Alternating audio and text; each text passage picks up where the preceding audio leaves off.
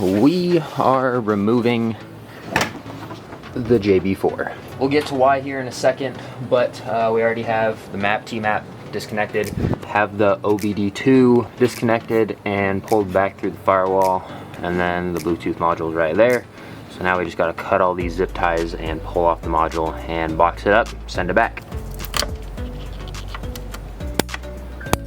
Alright, so let's go ahead and just start right off the bat here with some of the issues I was having with the JB4. So, I wanted to run the top map, obviously get the most power that it could, run octane booster. I also have MS109 for my twin turbo vet. And you're supposed to run race gas or octane booster according to the lethal performance videos that we saw on the dyno, and you should be able to run the higher maps on those and get the 312 horsepower or whatever it was to the wheels.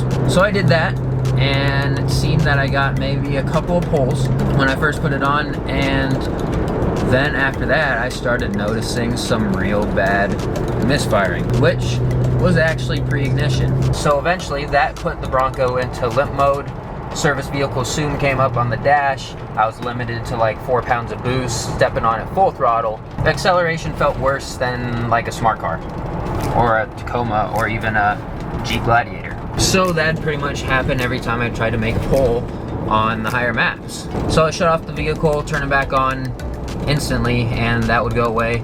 Kept trying it, kept happening. So I'm like, all right, fine. I will run the lower maps, not get as much power, but you shouldn't need octane booster, should just be able to run pump premium. Turn it down to the lower maps, same thing.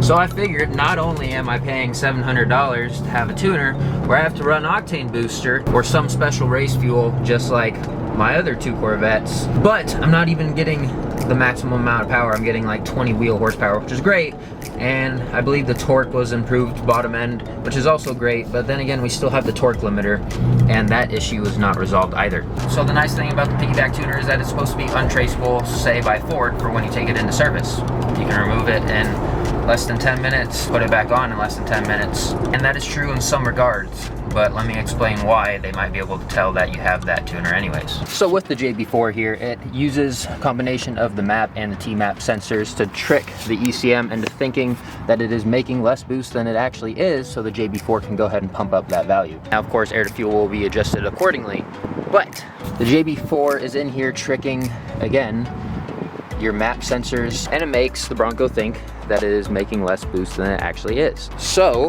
how could the dealer possibly figure out that you have some sort of tuner on here or something is up with your Bronco? And this is what happened to me when I started having issues with the JB4 and I took it off. Now normal boost pressure should be between 14 to 18 from what I've seen.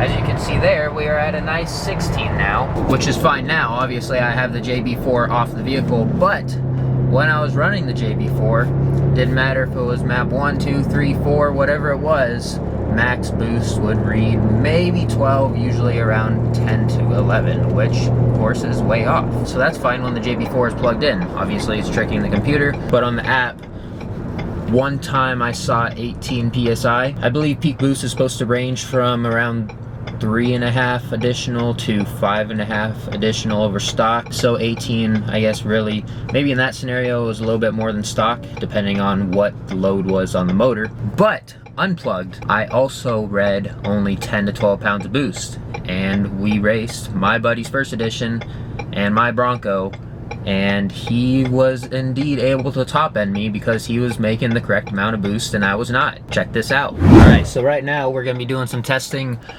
because I put the JB4 on, and it appears the Bronco is making less boost now. And we're going to run it to see if I really am down on power, only making 12 pounds boost, or if it's just false reading, something that the JB4 left on the PCM. Automatic? Auto, yeah.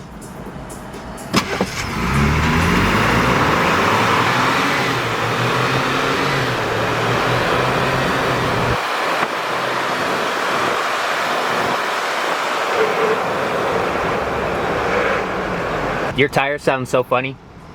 I was thinking.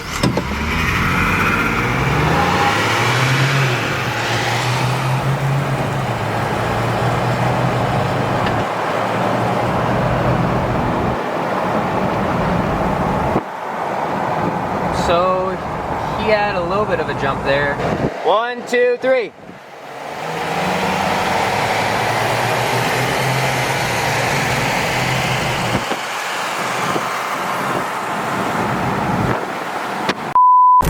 So this had me freaking out, and I went through the turbo system looking for leaks.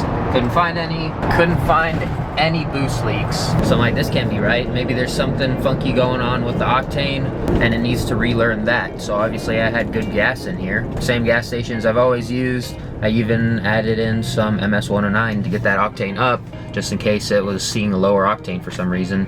Still the same thing. Disconnected the battery for 10 minutes, 30 minutes, a couple hours overnight, same thing. It took me 3 to 4 tanks of gas to finally see the boost start improving. The only thing I had left to do really was to disconnect both positive and negative and then drain the system, touch them together, drain all the capacitors, because you're supposed to reset the keep alive memory on Fords here, and that holds a bunch of values like octane adjustment, ignition timing, long-term fuel trims, all that. That is the one thing I didn't do, but it eventually did come back.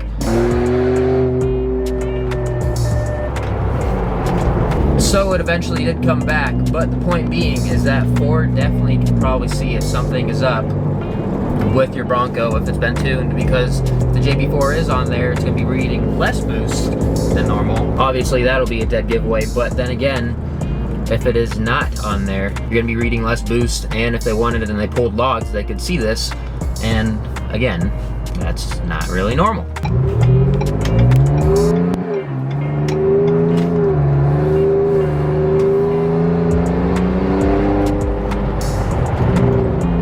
So after that happened, not gonna lie, I was a little bit perturbed on tuning the Bronco again. It did take some convincing of Lethal Performance and Burger Motorsports to take back the JB4. They eventually did, but the Bronco's doing fine now. It is boosting correctly. No more misfires or sluggish acceleration. With the JB4 on there, it really felt like it was straining to accelerate, which is kind of weird, since the device is supposed to help, you know, performance.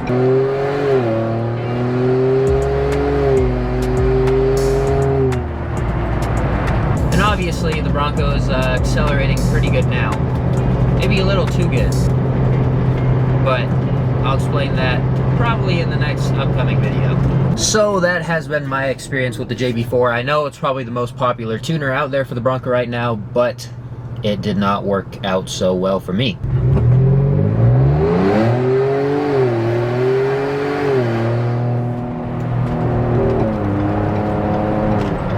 But with that being said, I will be looking for another tuning solution with the Bronco, and at this point it's probably not that hard to guess what I'm going to be going with, so make sure you stay tuned for that. Let me know down in the comments below your favorite part of the JB4, or things that you maybe don't like about the JB4. Hopefully you found some use out of this video.